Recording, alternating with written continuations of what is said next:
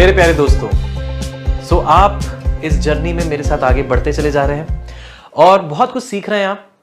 काफी important session है ये, जिसमें हम लोग समझेंगे प्राइस सेटिंग, क्योंकि अल्टीमेटली शेयर्स में आप पैसे लगा रहे हैं तो उस शेयर की प्राइस 50 होगी, 20 होगी, 200 होगी या 2000 होगी, ये कैसे डिसाइड होगा, राइट? तो प्राइस सेटिंग की बात कर रहे हैं हम। यहां पे एक शेयर कितने रुपए का है, ये कैसे समझ में आएगा, ये कैसे पता चलेगा? तो चलिए, इसको समझना बहुत जरूरी है। आगे आप देखिएगा, किसी भी कंपनी की आईपीओ आती है, उस कंपनी में इन्वेस्ट करना चाहिए कि नहीं करना चाहिए? सिर्फ यूट्यूब वीडियो देख करके इन्वेस्ट कर देना चाहिए क्या? किसी ने बोला तो कर दो? बिल्कुल भी नहीं, ऑब्वियसली, तभी हम एक कोर्स कर रहे हैं, राइट? तो शुरू से शुरू करना पड़ेगा। कहां से शुरू करना पड़ेगा? आईपीओ से। हमें स्टार्ट करना पड़ेगा इसकी इनिशियल पब्लिक ऑफरिंग से, कि इसकी आईपीओ की प्राइस कैसे सेट होती है। कि देखो, शेयर मार्केट में लेन देन पे तो आ गया, लेकिन ये तो हम जानते हैं तो सेकेंडरी मार्केट है। जो स्टार्टिंग में प्राइस थी जिस पे परचेज किया गया था, वहां से स्टार्ट करना होगा जहां पे इनिशियल पब्लिक ऑफरिंग लोगों के सामने रखी गई थी। आईपीओ, इसको एग्जांपल से समझते हैं। ऐसा समझिए, फॉर एग्जांपल, मैं एक कंपनी ओन करता हूं। लेट अस सपोज हमारा प्यारा स्टडी टू विन, आज की डेट में I am owning 100% of this company. इस ऑर्गेनाइजेशन का 100% मैं ओन करता हूं। ऐसे में कल को मुझे जरूरत पड़ेगी, मान लीजिए, और फंडिंग की। हम मार्केटिंग नहीं करते। लेट अस सपोज हमें मार्केटिंग के लिए, एकदम एक्सटेंसिव मार्केटिंग के लिए, क्योंकि देखिए, अच्छा प्रोडक्ट होना ही जरूरी नहीं है, अच्छी मार्केटिंग होती है तभी लोगों तक पहुंच पाता है। हम रिलाय करते हैं माउथ टू माउथ पब्लिसिटी पे। अगर आगे चल के हमें कुछ प्रिंट एड्स देने हैं तो हमें मार्केटिंग करनी पड़ेगी, मार्केटिंग में खर्चा आएगा। अभी हम लो कॉस्ट पे चलते हैं। क्यों लो कॉस्ट पे? क्योंकि हमारा highly affordable and quality education हमारा जो है ये मिशन है। आप जानते हो, मेरा हक, हम उसी मिशन पे चल रहे हैं। तो लेट अस सपोज कि मुझे जरूरत पड़ी कि हाँ भाई, अब थोड़ा अपने को मार्केटिंग पुश करनी पड़ेगी ताकि यूजर बेस थोड़ा बढ़े, लोगों को पता चले कि ऐसी चीज एग्जिस्ट कर रही है भाई मार्केट में। तो ऐसे में मैं अपना पूरा प्रोसीजर आपको समझा देता हूं। मैं सबसे पहले किसी ना किसी फाइनेंशियल इंस्टीट्यूशन के पास जाऊंगा, जो अंडर राइटर्स कहलाते हैं। क्या बोलते हैं उनको? Under writers. ये कहलाते हैं अंडर राइटर इंस्टीट्यूशंस और मे बी फाइनेंशियल इंस्टीट्यूशंस। जैसे कि हमारी कंट्री में बहुत सारे ऐसे बैंकिंग इंस्टीट्यूशंस हैं, नॉन बैंकिंग भी होते हैं ऐसे इंस्टीट्यूशंस जो अंडरटेकिंग या अंडर राइटर्स वाला काम करते हैं। तो जैसे कोई बैंकिंग इंस्टीट्यूशन है, आईडीबीआई लेट अस सपोज, मैं उनके पास गया, मैंने बताया स्टडी टू विन एक कंपनी है, इस कंपनी में हमारे पास इतने कोर्सेज हैं, इतने लोग हमारे साथ जुड़े हुए हैं, प्ले स्टोर में आप देखिए इतने डाउनलोड्स हैं। तो ऐसे में हमें जो है थोड़ा सा आगे बढ़ना है और इसको हमें एक पब्लिक कंपनी के फॉर्म में रिप्रेजेंट करना है लोगों के सामने। तो ये जो फाइनेंशियल इंस्टीट्यूशंस होंगे, एग्जाम्पल के तौर पे मैं आईडीबीआई आज की डेट में ले रहा हूं अभी, तो ये हमारी कंपनी के पूरे जितने भी वैल्यू है, उस वैल्यू को ये निकालने की कोशिश करेंगे। कि हमसे पूछा जाएगा कि अच्छा बताइए, आपकी कंपनी में रेवेन्यू कितना जनरेट होता है, आपके लोन्स या आपके डेट्स कितने हैं, कितना आपने कर्ज लेके रखा हुआ है इस कंपनी के लिए, आप ये बताइए, आप कितना पेमेंट करते हैं लोगों को। हर चीज पूरा का पूरा कैश फ्लो स्टेटमेंट मांगेंगे, पूरी की पूरी हमारी बैलेंस शीट मांगी जाएगी, और उसके साथ साथ हमारे डेट्स या लोन्स के जो भी कागज होंगे वो भी मांगे जाएंगे। ये सब मांगने के बाद ये जो है कंपनी की वैल्यू लगाएंगे। लेट अस सपोज, मान लो आपकी फेवरेट कंपनी की आज की डेट में वैल्यू है 10 करोड़ इनके हिसाब से। बोले आपकी कंपनी की वैल्यू जो है ना 10 करोड़ है आज की डेट में। फिर मेरे से पूछेंगे आपको रेस कितना करना है। मैं बोला अच्छा 10 करोड़ है, तो मार्केटिंग अगर मैं करता हूं, मैं आपको बहुत सिंपल वे में समझा रहा हूं दोस्तों, मैं चाहूं तो इसको टेक्निकली बहुत कॉम्प्लिकेट भी कर सकता हूं, लेकिन मैं चाहता हूं आप लोग हर चीज अच्छे से समझो। आप लोग इधर उधर वीडियोस देखते हो, बहुत कुछ कॉम्प्लिकेटेड हो जाता है, तो ध्यान से समझो, बहुत सिंपल समझा रहा हूं मैं। That is my art basically, what I do, simplify the things. तो मैंने सोचा यार मेरे को चाहिए, मेरे को 5 करोड़ और चाहिए। I need 5 crore capital right now to do good marketing. Let us suppose I thought कि मुझे YouTube में मार्केटिंग करनी है, सोशल मीडिया में लोगों को पता चले, YouTube के थ्रू लोग वीडियोस बनाएं इसके बारे में, तो मुझे 5 करोड़ का कैपिटल चाहिए। ठीक है, मैंने ये सोचा। अब अगर मुझे 5 करोड़ का कैपिटल चाहिए तो ऐसे में मुझे कितनी % कंपनी डाइल्यूट करनी पड़ जाएगी अपनी, क्योंकि मेरी कंपनी की वैल्यू है 10 करोड़, तो मैं जो है इनिशियल पब्लिक ऑफरिंग के थ्रू अपनी 50% कंपनी को जो है वो डाइल्यूट कर दूंगा। तो अंडर राइटर्स जो होते हैं वो ये काम करते हैं, फिर इसको इनकी मुहर लगने के बाद ही जो हमारा securities and exchange board of India है सेबी, वो अप्रूव करता है। तो ऐसे में जो 50% है, जो 5 करोड़ जो मेरे पास बचा, और 5 करोड़ की वर्थ ऑफ कंपनी मेरे पास बची, इक्विटी मेरी 5 करोड़ की रह गई, लेक्चर नंबर 2 से आप समझ रहे होगे, और 5 करोड़ मैंने रेज किए ताकि मैं मार्केटिंग वगैरह कर सकूं। तो ये जो 5 करोड़ है ये रेज करने के लिए अब ये हमसे पूछेंगे कि अच्छा आप, अब ये हम ही डिसाइड कर सकते हैं कि अच्छा आप पर शेयर कितना रुपए आप लेना चाहते हो इन्वेस्टर्स से, पर शेयर कितना लेना चाहते हो। तो मैंने बोला कि एक काम करते हैं, 200 रुपए का पर शेयर है, ₹200 पर शेयर अपन ले लेते हैं। या फिर मैंने एक और तरीका बोला, ऐसा करते हैं अपन बिडिंग करवाते हैं, 200 से लेकर के 220 के बीच में पर शेयर जो भी अपने को मिल जाए वो अपने लिए चलेगा। एक मेथोडोलॉजी ये होती है, दूसरी मेथोडोलॉजी ये होती है। अगर हम इस मेथोडोलॉजी पे चलते हैं, यहां पे एक टेक्निकल टर्म मैं आपको बता रहा हूं, इसको कहते हैं फिक्स्ड प्राइस इशू, क्योंकि मैंने यहां पे प्राइस को फिक्स कर दिया कि भाई ₹200 का पर शेयर होगा। और दूसरा होता है बुक बिल्ट इशू, दूसरा होता है बुक बिल्ट इशू। ये जो बुक बिल्ट इशू है ये हमें ज्यादा फ्लेक्सिबिलिटी देता है, और इसीलिए ज्यादातर ये बुक बिल्ट इशू ही इस्तेमाल होता है मार्केट में। आजकल ये फिक्स प्राइस इशू नहीं आते, जो भी कंपनी अपना आईपीओ लेकर के आती है वो एक रेंज दे देती है, ₹200 से 220 का पर शेयर एक रेंज में दिया जाता है। ऐसा नहीं ₹200 से 500। आपके 5 करोड़ की वर्थ को जो ध्यान में रख के कि आप 5 करोड़ की कंपनी डाइल्यूट कर रहे हो, उसके हिसाब से अगर आप 5 करोड़ की कंपनी डाइल्यूट कर रहे हो तो उसके हिसाब से कितने आप इस रेंज में शेयर्स जो है वो दे सकते हैं लोगों को। तो ऐसे में नंबर ऑफ शेयर्स की अगर हम बात करें तो हम कहेंगे कि these many number of shares will be floated around in the market. तो अगर बुक बिल्ट इशू होता है तो यूजुअली इसका हम एवरेज ले लेते हैं, जैसे 210 रुपए। और जो 5 करोड़ मुझे रेज करने हैं तो देखिएगा 5 करोड़, सो 5 CR like this. So this is 5 crore rupees divided by, yes, divided by ₹200 per share, ₹200 per share। एक शेयर की वैल्यू है ₹200। So ऐसे में how many number of shares we have floated in the market?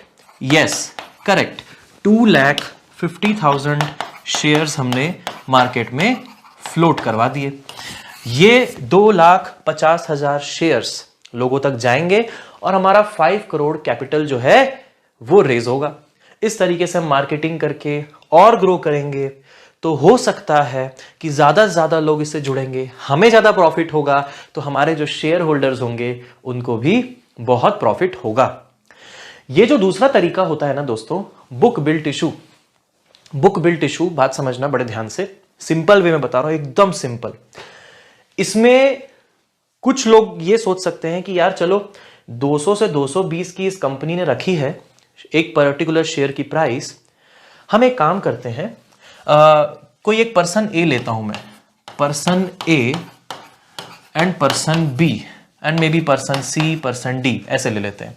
तो ये सारे लोग हैं, person A, person B, person C and person D. Person A study to win के बारे में बहुत ज्यादा नहीं जानता था, लेकिन ये इन्वेस्टर है। इसने सोचा कि चलो ठीक है, कोई बात नहीं, एक काम करता हूं, 200 रुपए के हिसाब से मैं बिड करता हूं। ये बिड करेगा, ठीक है, ये बिड करेगा कि भाई 200 रुपए के हिसाब से मैं इसको खरीदना चाहता हूं और मैं आपके 10 शेयर्स लूंगा। तो ये क्या करेगा, ये 2,000 रुपए जो है अपने अकाउंट में, मैं अभी इसी वीडियो में ट्रेडिंग अकाउंट और डीमेट अकाउंट्स के बारे में बातें करने वाला हूं, बहुत इंपॉर्टेंट होने वाला है। ट्रेडिंग अकाउंट और डीमेट अकाउंट। फिर इसके नेक्स्ट लेक्चर में हम लोग जो है डीमेट अकाउंट और ट्रेडिंग अकाउंट कैसे बनाते हैं उसका पूरा डेमो, उसका पूरा ट्यूटोरियल समझेंगे। But wait, first see here. So ये पर्सन ए ने बोला मैं 2000 रुपए के इनके शेयर्स खरीदूंगा 200 रुपए में, इसकी ये बिड प्राइस है।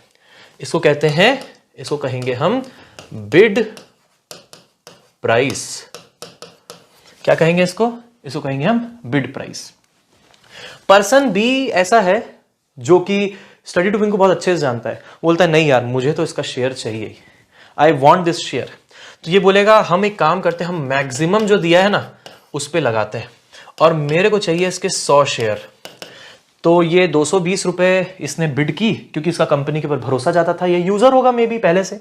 सो ये कंपनी के बारे में मतलब बहुत कुछ पहले से जानता होगा, तभी जाके इसने ऐसा डिसीजन लिया होगा। कंपनी का मिशन विजन जानता होगा, कंपनी का कैश फ्लो स्टेटमेंट्स बहुत अच्छे से पढ़ा होगा, जाना होगा कोई लोन या कोई डेट है नहीं कंपनी पे, तो बोला होगा कंपनी का यूजर भी हूं मैं, मुझे अच्छी लगती है तो मेरे को इसके 100 शेयर चाहिए।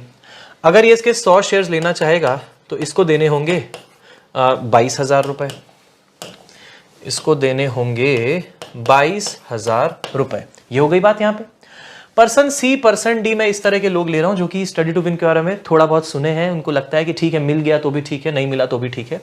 ऐसे में लेट अस सपोज ये जो पर्सन सी है इन्होंने लगाया 205 रुपए के लेट अस सपोज 10 शेयर, मान लो इन्होंने लगा दिए 210 रुपए के 210 रुपए के 100 शेयर, हो सकता है राइट।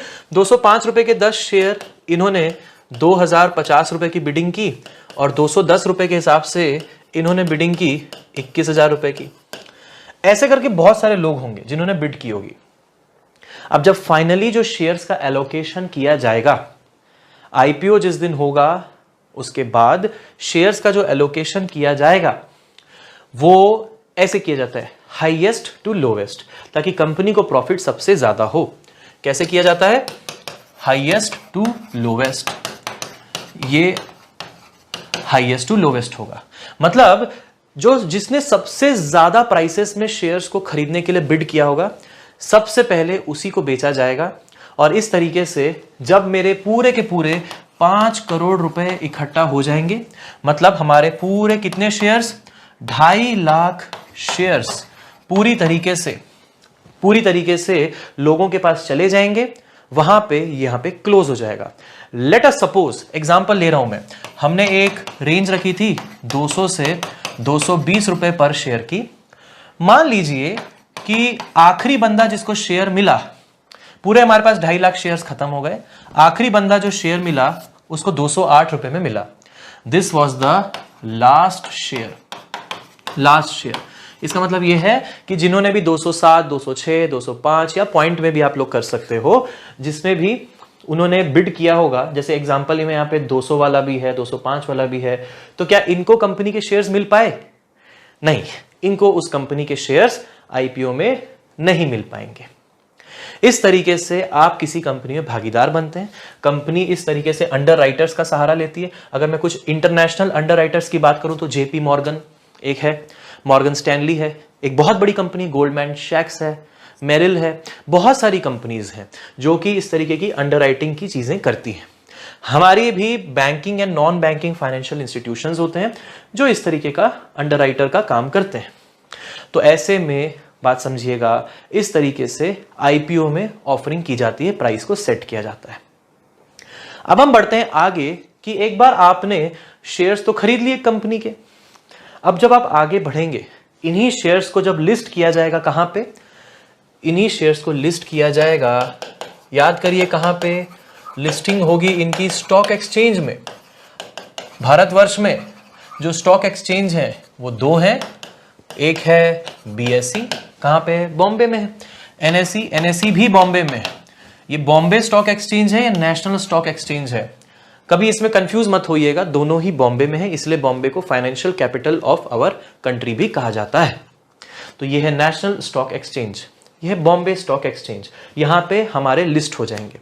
अब ये कंपनी एनएसई में लिस्ट हो सकती है या फिर ये बीएसई में भी लिस्ट हो सकती है। यस, सो ये लिस्ट हो जाएंगे और उसके बाद आप अपने शेयर्स को ट्रेड कर पाएंगे। अब ये जो प्राइस सेटिंग होगी शेयर मार्केट में कि ये खरीदना बेचना इस किस प्राइस में होगा, ये सारी की सारी जो चीजें हैं अब अपन देखते हैं सेकेंडरी मार्केट से रिलेट करके। तो दोस्तों आगे बढ़ेंगे। आगे बढ़ने से पहले एक वेबसाइट है जिसका नाम है screener.in। इंडिया में जो भी कंपनीज लिस्टेड हैं स्टॉक मार्केट में, उन सब की पूरी पोर्टफोलियो, उन सब का जो भी एसेट्स हैं, ग्रोथ रेट है, पूरा डेटा यहाँ screener.in पे दिखता है। तो हम सभी को screener.in पे अपना अपना अकाउंट बना लेना चाहिए। मेरा भी अकाउंट बना हुआ है। कंपनी नेम में आए, कंपनी नेम में हमने जैसे फॉर एग्जांपल SBI सर्च किया, ठीक है, एंटर किया, यहाँ पे SBI आ गया होगा, पीछे आ गया, देखो स्टेट बैंक ऑफ इंडिया, ये हमारे इसमें आ गया, राइट। बस डन कर दिया, खत्म बात। इसके बाद ये देखो हमारे पोर्टफोलियो में आ गया। So nothing new since your last visit. अभी लास्ट विजिट में कोई नई एनुअल रिपोर्ट है, कुछ क्वार्टरली रिजल्ट्स हैं इस कंपनी के, तो ये सब आप यहां से देख सकते हैं। ये है फायदा screener.in। जब अपन लोग हमारे लाइव सेशंस करेंगे ना, तब हम इस वेबसाइट का बहुत इस्तेमाल कर रहे होंगे और आप लोग भी इसमें प्रैक्टिस कर रहे होंगे। और ऐसे में यहाँ पे जैसे for example I search for a company, again I can search for like ITC। देखिए उसके बारे में पूरी इंफॉर्मेशन आ जाएगी। ITC होटल्स नहीं, ITC लिमिटेड, ठीक है। अभी देखिएगा, देखिए अब अपन को यही सब तो सीखना है यार। देख पा रहे हो आप, मार्केट कैपिटलाइजेशन इसका कितना हुआ है, स्टॉक P/E रेशियो कितना है, वो भी देखेंगे, आगे आएगा। ROCE कितना है, ROE कितना है, फेस वैल्यू कितनी है, डिविडेंड की यील्ड कितनी है, हाई और लो पे कितना चल रहा है, बुक वैल्यू कितनी है, करंट प्राइस कितनी है, सब चीजें यहाँ पे दिखी हुई हैं। उसके अलावा कुछ और रेशियोज है जो हम यहाँ से ऐड कर सकते हैं। जैसे जैसे आप टाइप करोगे यहाँ पे इंपॉर्टेंट रेशियोज जो है आ जाएंगे। EPS is very very important, वो टेबल में ऐड हो गया, EPS 10.8। तो अभी आपको ये नहीं देखना है कि ये सब क्या है, ठीक है, आगे क्योंकि आपको बहुत ये सब देखना पड़ेगा। जैसे जैसे मैं बताते जाऊंगा आप ये सब चीजें देख पाओगे। जैसे अभी ITC का आप देख रहे हो, तो आपका अभी से अकाउंट बना लेते हैं और अपना अकाउंट बनाने के बाद जब जब जरूरत पड़ेगी तब तो आप देख लेना, ठीक है, तब तो अपन रेफर कर लेंगे। चलते हैं आगे बढ़ते हैं और देखते हैं आगे क्या क्या है।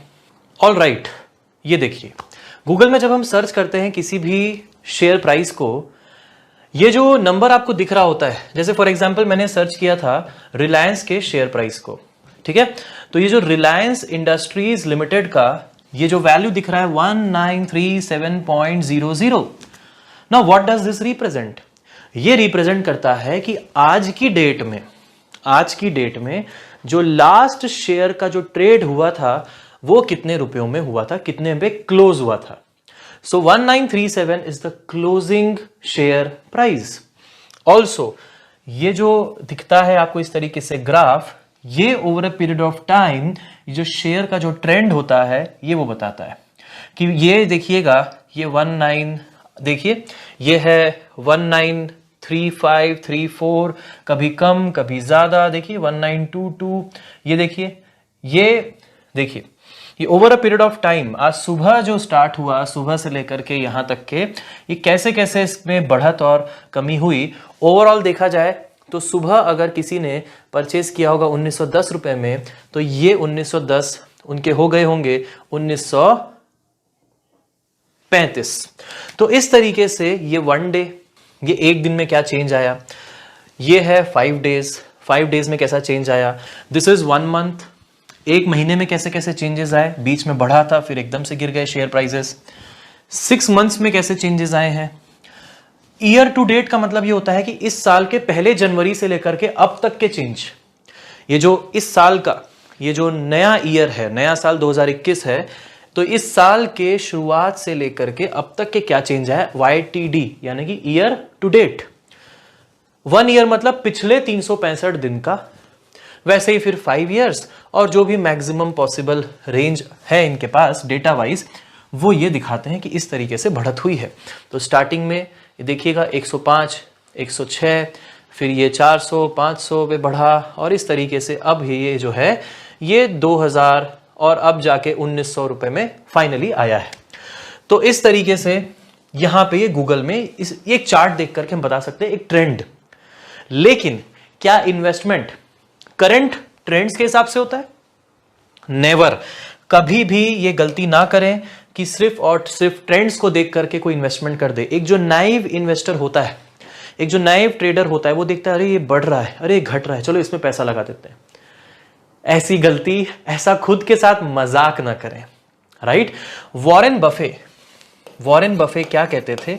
ही is the world's most famous, most profitable investor.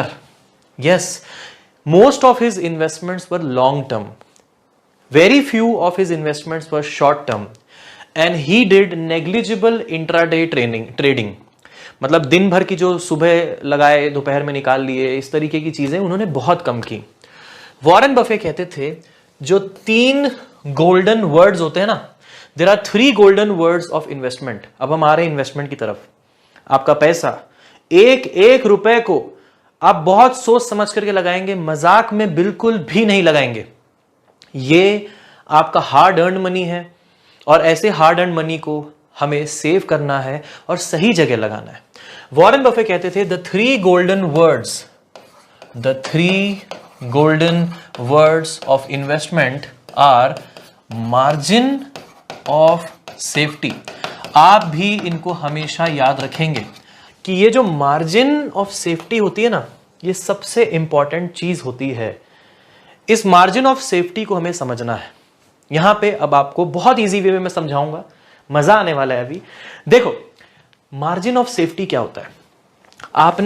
आपने स्टॉक्स को देखा, आपने गूगल में देखा, अलग अलग जगहों पे देखा, आपने देखा कि over a period of time कभी बढ़ रहा है, कभी कम हो रहा है, उछाल आया, कभी फिर नीचे आया, इस तरीके से स्टॉक प्राइसेस चल रहे हैं, राइट। क्या ये जो प्राइसेस हैं ये कंपनी की नेट वैल्यू है क्या? जी नहीं। ये जो नीलामी चल रही है ना मार्केट में, यस, मार्केट में नीलामी हो रही होती है शेयर्स की। खरीदार होते हैं जो बोलेंगे मैं खरीदूंगा, और बायर्स होते हैं जो उनको बेच रहे होते हैं। तो ये बताता है ट्रेंड, ये बताता है करंट ट्रेंड। ये जो वैल्यूज आप किसी भी मोमेंट पे देख रहे हैं, ये एक शेयर की कहलाती है मार्केट वैल्यू। ये कहलाती है एक शेयर की मार्केट वैल्यू, MV। अब थोड़ा सा पहले पे आते, आईपीओ से। आईपीओ में एक प्राइस सेट हुई हमारे शेयर की, लेट अस सपोज 200 रुपए पर शेयर। हो सकता है कभी ये प्राइस जो हो ये 208 पे आ जाए, एकदम से 230 पे चली जाए, फिर गिर करके 209 पे आ जाए, फिर बढ़ करके 312 पे चली जाए, और ऐसे करके स्टडी टू विन की प्राइसेस जो हैं, stock prices over a period of time आ गई 230 पे। तो ऐसे बढ़ना घटना जो चलता रहता है ना, ये दोस्तों मार्केट वैल्यू है। ये जो मार्केट वैल्यू होती है ना, मैं आपको सही सही बताऊं एक बहुत ही बड़ा सत्य, market value is highly deceiving. इसको देख करके जितने लोगों ने इन्वेस्ट किया है ना, सब ने धोखा खाया है। यस, सब ने धोखा खाया है। जितने भी लोगों ने इस मार्केट वैल्यू यानी कि MV को देख करके इन्वेस्टमेंट किया है। MV जस्ट एक स्मॉल पैरामीटर है, and that too an insignificant one, एक स्मॉल पैरामीटर। बहुत सारी चीजें होती हैं जो हमें और भी देखनी पड़ती हैं, तब जाके हम इन्वेस्टमेंट करते हैं। धीरे धीरे बढ़ते हैं आगे। तो ये हो गई हमारी मार्केट वैल्यू। एक वैल्यू होती है जिसको हम लोग कहते हैं, वेरी इंपॉर्टेंट टर्म अगेन, उसको हम लोग कहते हैं intrinsic value. Intrinsic value, intrinsic value, ये आप वर्ड हमेशा याद रखेंगे, IV, इंट्रिंसिक वैल्यू।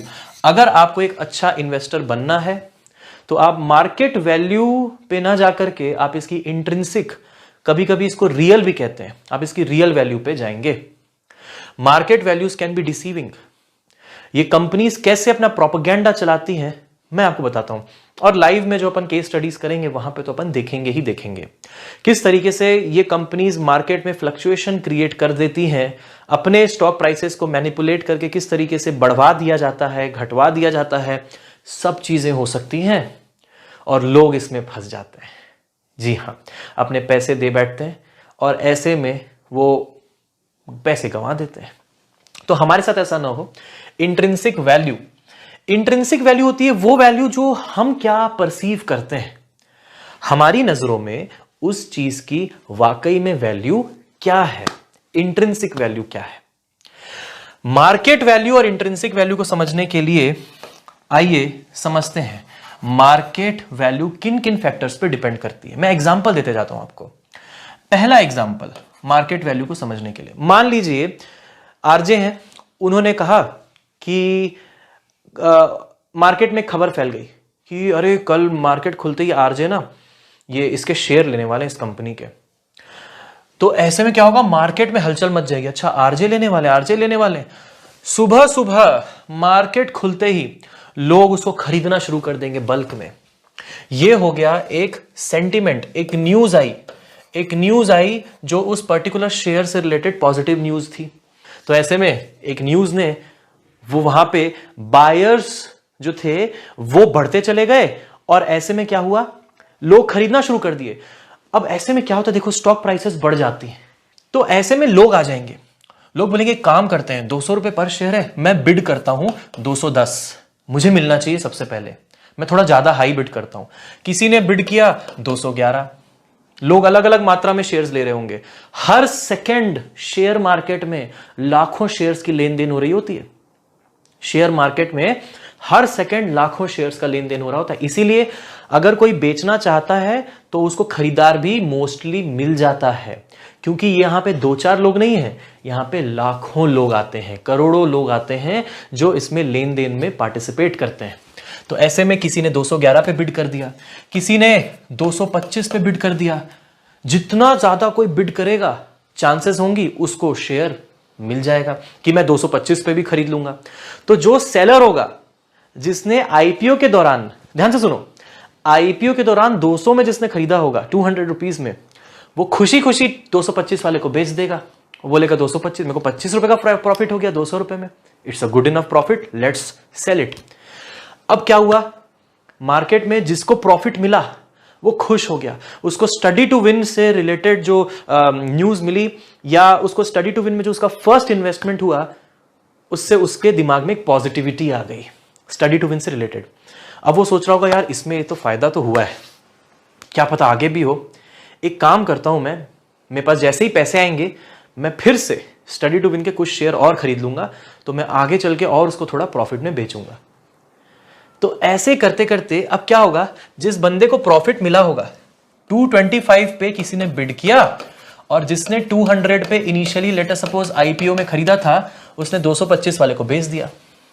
ये भी खुश हो गया, ठीक है, और ये भी तो खुश था ही। तो मार्केट का सेंटीमेंट समझा रहा हूं मैं, बड़े ध्यान से समझो। तो ऐसे में क्या होगा, ये भी सोचेगा कि अच्छा मेरे पास थोड़े और 10,000 20,000 आ चुके हैं, थोड़े और स्टडी टू विन के शेयर ले लेता हूं। फिर ये इसको भी तो प्रॉफिट करना होगा, किसी ने मान लो 211 में भी खरीदा होगा, 210 में भी खरीदा होगा, ऐसे चल रहा होगा मामला। तो ऐसे में होगा क्या कि जो 225 वाला होगा या 211 210 जिसने खरीदा होगा वो भी अपना प्रॉफिट चाह रहा होगा। तो जिसने प्रीवियसली प्रॉफिट कमाया होगा अब वो फिर से आएगा मार्केट में, फिर से मार्केट में उतरेगा, नए लोग उतरेंगे और स्टडी टू विन का वो देखेंगे ग्राफ, अरे ये तो बढ़ रहा है, अरे ये तो बढ़ रहा है। तो ऐसे में वो लोग क्या करेंगे, 225 रुपए का जो शेयर होगा उसके लिए वो बिड कर देंगे। वो लोग बोलेंगे कोई बात नहीं, हम 230 में भी खरीदने के लिए रेडी है। कोई बिड कर देगा 232, कोई बिड कर देगा 238, ऐसे करके। तो ये देखेगा, बोलेगा अरे मैंने 225 में खरीदा था, मुझे आज 238 मिल रहे हैं, चलो एक काम करता हूं मैं 238 वाले को बेच देता हूं। फिर से ये खुश हो गया और ये तो खुश हो ही गया क्योंकि इसको मिल गया तो उसको शेयर चाहिए था। अभी ये भी होप कर रहा है, ये भी होप कर रहा है, ध्यान से सुनो, सोच में है, होप कर रहा है कि यार ये बढ़ेगा ना, सबको पैसे फायदे हो रहे हैं, मुझे भी होंगे फायदे। तो ये उस होप में। अब कल को एक न्यूज आ गई, कि आरजे अपने शेयर्स ना स्टडी टू विन के बेचना चाह रहे हैं। लोग में हड़कंप मच गया, अरे क्यों बेचना चाह रहे हैं, क्या हो गया ये। उसके बाद जैसे ही ये होगा ना, जिसके पास 238 होगा, जैसे ही उसको न्यूज मिलेगी बोलेगा अरे बाप रे, इससे पहले कुछ हो, सुबह सुबह मार्केट खुलते ही मैं इसको किसी ना किसी को सेल कर देता हूं, जल्दी सेल कर देता हूं।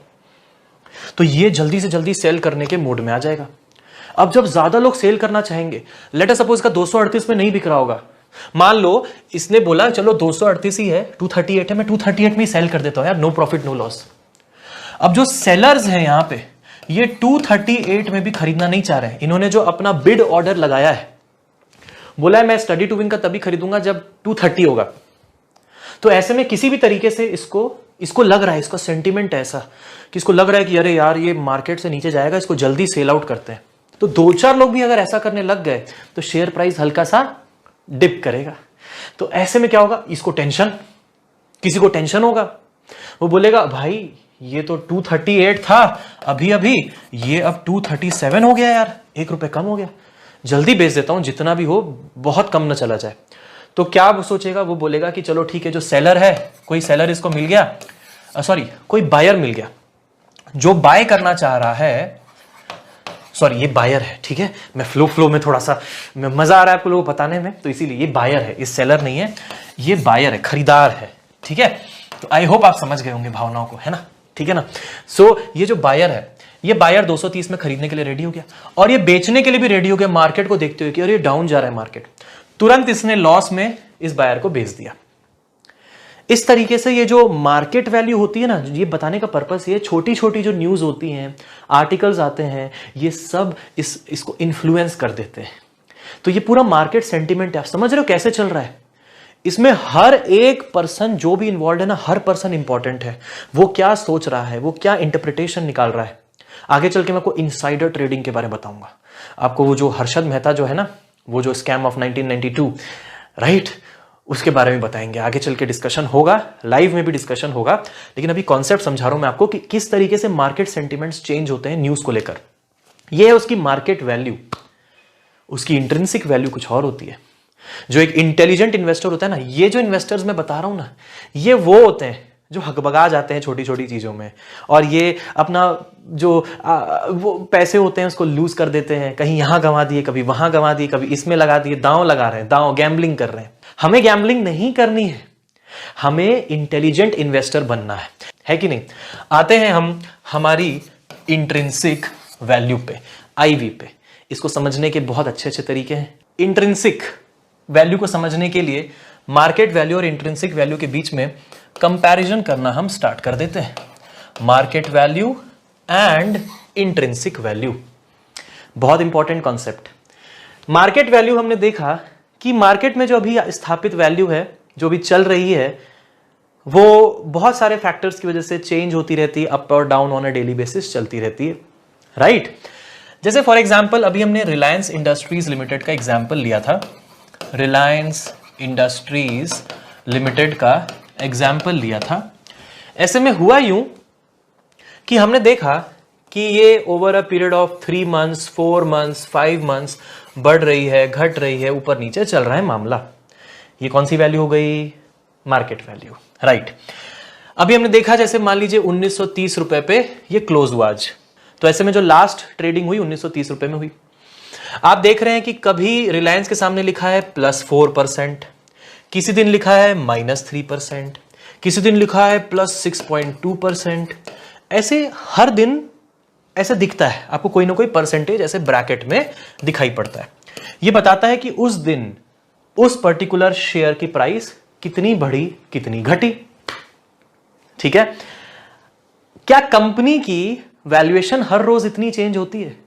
एक जो बड़ी बड़ी कंपनी है, जो पब्लिकली लिस्टेड है, क्या उनकी वैल्यूएशन हर रोज इतनी इतनी चेंज होगी? क्या उनको अगर +4% लिखा है तो आज उनको 4% का फायदा हो गया एक दिन में, या -3 लिखा है तो आज वो -3% लूज कर गई कंपनी? नहीं, कंपनी के पास तो वही एसेट्स हैं जो पहले भी थे। ये जो बायर्स और सेलर्स है ना, ये इनके बीच में जो ट्रांजैक्शन चल रहा है, ये उसके सेंटिमेंट्स को बता रहा है कि मेरे पास शेयर है, मैं बेचना चाह रहा हूं, सेलर खरीदना चाह रहा है, तो उसके सेंटिमेंट्स को बता रहा है। तो दोस्तों, इंट्रिंसिक वैल्यू वो होती है कि आपने मार्केट को तो देखा, ऐसा नहीं है कि आप मार्केट से आंखें मूंद लिए, मार्केट को देखा, कभी ऊपर कभी नीचे जाते हुए देखा। हर एक बड़ा इन्वेस्टर मार्केट वैल्यू पे नहीं, ये एक इंट्रिंसिक वैल्यू पे अपना दांव लगाता है। इंट्रिंसिक वैल्यू जो है वो over a period of time आपके परसेप्शन के हिसाब से, कैलकुलेशन के हिसाब से, तरीके इंट्रिंसिक वैल्यू को निकालने के, वो चेंज हो सकता है। क्या है ये इंट्रिंसिक वैल्यू? इंट्रिंसिक वैल्यू, जिसको मैंने यहां पे रेड लाइन से एग्जांपल के तौर पे शो किया है, intrinsic value represents a fair value और a real value of a share. Real value of a share, not because of those rumours और may be some kind of news. तो इस तरीके से वो ये जो इंट्रिंसिक वैल्यू होती है ना, ये उस तरीके से नहीं आती। ये फेयर या real value of a share को बताती है। इसको निकालने के तरीके दोनों हैं, मैथमेटिकल भी है और एनालिटिकल भी है, मतलब सूझबूझ सोच समझ के भी निकाला जा सकता है। कुछ टूल्स होते हैं फ्रीली अवेलेबल हैं, उनका यूज करके निकाला जा सकता है, मैं सिखाऊंगा। बेंजामिन ग्राहम ने एक फॉर्मूला दिया था सिंपल सा, उसको यूज करके भी एक एस्टिमेशन किया जा सकता है, बट उस पर रिलाय नहीं कर सकते, मैं बताऊंगा उसके लिमिटेशंस क्या क्या हैं। उसके अलावा इसको हम अपनी सूझबूझ से भी इंट्रिंसिक वैल्यूज की निकाल सकते हैं। हम मार्केट में हो रहे जबरदस्ती के रूमर्स को, हम मार्केट में हो रहे प्रोपेगेंडा को अगर समझ जाएं कि अच्छा पैसों की जरूरत है इनको, इसलिए इन्होंने मार्केट में पैसे देकर शायद ये न्यूज फैलाई है ताकि कल इनके स्टॉक्स बढ़ जाएं और ऐसे में इनकी कंपनी की वैल्यूएशन बढ़ जाए, और आईपीओ में अगर एफपीओ अगर लेकर के आते हैं, मान लो आगे चल के आईपीओ के बाद एफपीओ, तो लोग ज्यादा पैसे में भी उनका एफपीओ खरीदने लग जाए तो उनको ज्यादा पैसे मिलेंगे।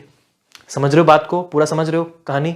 देखो क्या बोल रहा हूं मैं, 200 रुपए में, पूरा टेक्निकल मैथमेटिकल, 200 रुपए में हमने स्टडी टू विन का शेयर मार्केट में लॉन्च किया। अब हमने मार्केट में एक न्यूज फैला दी, तो ऐसे में क्या होगा, ऐसे में होगा ये कि मार्केट में शेयर प्राइसेस शूट अप कर जाएंगी, 200 की 400, 500, 600 हो जाएगी। कल को मान लो मुझे और फंडिंग चाहिए, मेरे पास अभी भी कंपनी का 50% है, मैं और शेयर कर सकता हूं, तो मैं कल को, क्योंकि जब अब अंडर राइटर्स जो अब हमारे कंपनी की वैल्यूएशन करेंगे, तो वो स्टॉक मार्केट के बेसिस पे भी करेंगे कि अच्छा इन्होंने बेचा था 200 रुपए में 2.5 लाख शेयर, तो 10 करोड़ के भेजे थे। समझ रहे हो? हमने स्टडी टू विन के 2,50,000 शेयर्स बेचे थे, जिनकी टोटल मिला के वैल्यू थी 5 करोड़ रुपीस। लेकिन अब हुआ क्यों? अब हुआ क्या? हुआ ये कि मार्केट में सेंटिमेंट्स बढ़ गए। अब यही 2.5 लाख शेयर्स की जो वैल्यू है मार्केट में, अगर टोटल मिला के देखी जाए, तो जो लोग पोजेस करते हैं आज की डेट में, उनके पास पोजीशन में है, होल्डिंग्स में है शेयर, उसकी वैल्यू हो गई लेट अस सपोज 15 करोड़। तो जब अंडर राइटर कंपनी आएगी, कोई आईडीबीआई है, एसबीआई है, वो अंडर राइटर कंपनी होगी, अब इसकी वैल्यूएशन ज्यादा आंकेगी। अब बोलेगी स्टडी टू विन की वैल्यू अब आपकी 5 करोड़ तो आपके पास पहले थी, 15 करोड़ मार्केट में है, अब आपकी वैल्यू 20 करोड़ की है। अब जब मैं अपना फॉलो ऑन प्रपोजल लेकर के आऊंगा, FPO, follow on public offer, तो इसमें मैं पर शेयर की प्राइस को ज्यादा रख सकता हूं।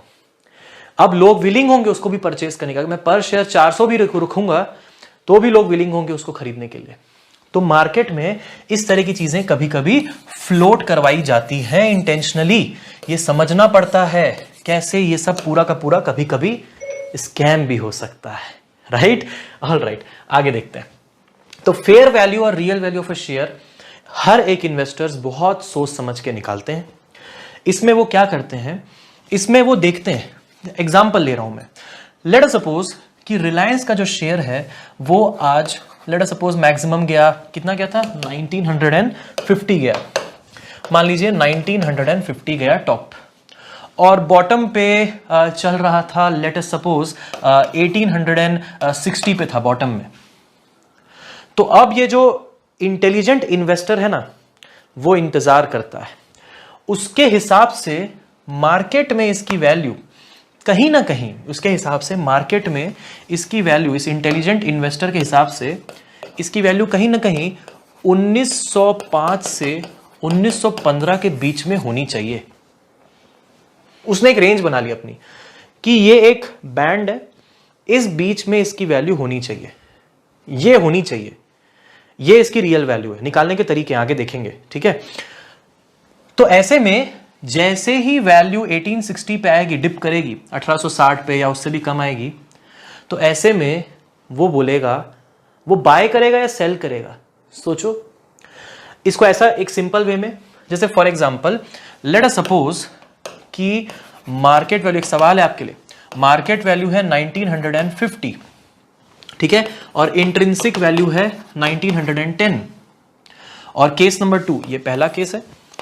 दूसरा केस, मार्केट वैल्यू है 1870 एंड इंट्रिंसिक वैल्यू है 1910। मुझे बताइए किस केस में बायर बाइंग होगी या फिर सेलिंग होगी एक इंटेलिजेंट इन्वेस्टर के द्वारा। अगर मार्केट वैल्यू ज्यादा है, मतलब मार्केट में आज की डेट में इसकी वैल्यू 1950 है, लेकिन आपको लग रहा है कि नहीं इसकी एक्चुअल वैल्यू 1910 होनी चाहिए, लेकिन मार्केट में 1950 है, ये मौका है, ये मौका है इसको क्या करने का, इसको सेल कर देने का। क्यों? क्योंकि आपने आंका है, आपके पास इसके शेयर्स हैं ऑलरेडी। हम ये जानना चाह रहे हैं कि आप और शेयर खरीदेंगे या फिर अपने जो पहले से शेयर्स हैं उनको आप बेच देंगे। तो ऐसे में आपको पता है कि इसकी वैल्यू एक्चुअली में कम है, मार्केट किसी भी वजह से इसको ज्यादा आंक रहा है। ये एक इंटेलिजेंट इन्वेस्टर समझ गया, तो वो क्या करेगा, वो अपने शेयर्स को सेल कर देगा हायर प्रॉफिट्स पे। हर शेयर पे 40 रुपए का प्रॉफिट हुआ। लेट अस सपोज उसके पास 20 शेयर थे, 800 रुपए का प्रॉफिट हुआ, वो सेल करके निकल लिया कहीं और इन्वेस्टमेंट करने के लिए। तो ये एक सिग्नल होता है एक इंटेलिजेंट इन्वेस्टर के लिए कि वो सेल कर जाए। सिमिलरली मार्केट वैल्यू अगर कम है और जो हमारा इंट्रिंसिक वैल्यू हमने निकाला है वो है 1910 यानी कि ज्यादा, और ये 1870, 40 रुपए का डिफरेंस है। यहां पे 40 रुपए है, मार्केट वैल्यू कम है। आपको लगता है कि शेयर की वैल्यू 1910 होनी चाहिए, लेकिन मार्केट वैल्यू 1870 है। फॉर एग्जाम्पल, जैसे ही किसी एक मोमेंट पे ये 1860 1870 पे गिरा, आप बोलोगे यार मेरे कैलकुलेशन के हिसाब से इसकी वैल्यू 1910 होनी चाहिए। अभी नहीं है लेकिन थोड़ी देर में आ सकती है, या फिर थोड़ी देर में नहीं तो कल तो दिख ही जा सकती है। तो ऐसे में काम करता हूं, एक तरीके से मैं तो ये सोच रहा हूं ना कि 1910 की चीज मुझे 1870 में मिल रही है। मैं तो ये सोच रहा हूं ना कि मुझे तो ये डिस्काउंटेड प्राइस पे मिल रहा है ना, एक डिस्काउंट। एंड इंडियंस, हम लोगों को डिस्काउंट पसंद है, किसको नहीं पसंद है, तो हमें डिस्काउंट में मिल रहा है। तो अब हम क्या करेंगे, अब एक इंटेलिजेंट इन्वेस्टर इसको बाय कर लेगा, खरीद लेगा, परचेज कर लेगा इस शेयर को। और जब जैसे ही शेयर प्राइसेस बढ़ेंगे, डिसीजन फिर उसका है कि भाई वो होल्ड करना चाहता है फर्दर, उसको और ज्यादा लगता है कि बढ़ेगा, या फिर वो थोड़े से प्रॉफिट लेके सेल आउट करके किसी और शेयर में निवेश करना चाहता है। इस तरीके से काम चलता है, इस तरीके से आगे बढ़ता है। तो आप बात को समझ पा रहे हैं कि अगर आप अल्टीमेटली मार्केट को करना है ऑब्जर्व, चील की तरह ऑब्जर्व करना है मार्केट को, कंटिन्यूअसली मूवमेंट देखना है मार्केट का, और एक तरफ दिमाग लगाना है इसकी इंट्रिंसिक वैल्यू के लिए। कैसे इंट्रिंसिक वैल्यू होती है, निकलती है, आओ वो समझते हैं। तो आई होप मैं एक बार क्विकली रिवाइज करा दे रहा हूं कि यहां पे क्या क्या मैंने बताया।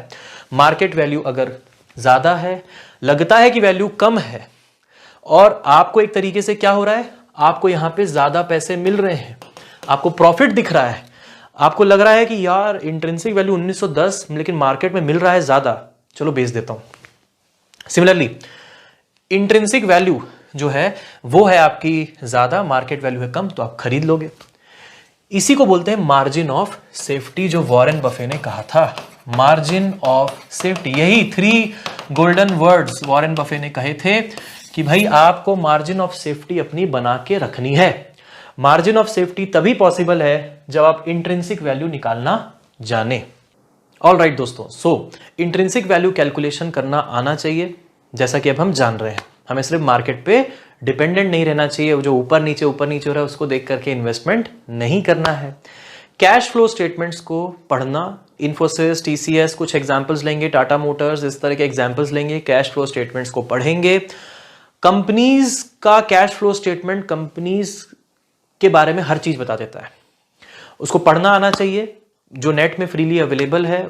इंफॉर्मेशन सारी अवेलेबल है नेट में, उसको पढ़ना हमारी जिम्मेदारी है, समझना हमारी जिम्मेदारी है। तो वो हम सीखेंगे कैसे होता है।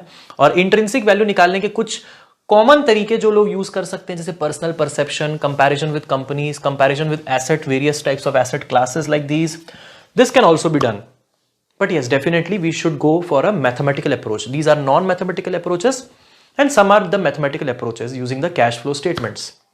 So we'll see that discounted cash flow method जो है वो देखेंगे हम लोग, और भी बहुत सारी चीजें वो देखेंगे। Moreover, आगे बढ़ते हुए हम ट्रेडिंग अकाउंट और डीमैट अकाउंट में फर्क भी समझेंगे।